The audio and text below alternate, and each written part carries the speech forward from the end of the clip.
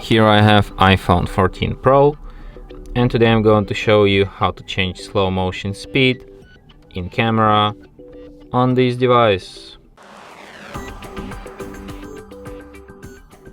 So firstly you have to open camera, then switch to the slow motion mode, and by tapping on this icon here in the corner, so you can switch like FPS from 120 to 240, and like the higher the FPS, the slower will be the slow motion. So like 120 is like medium speed slow motion, and 240 is like super slow motion, something like that.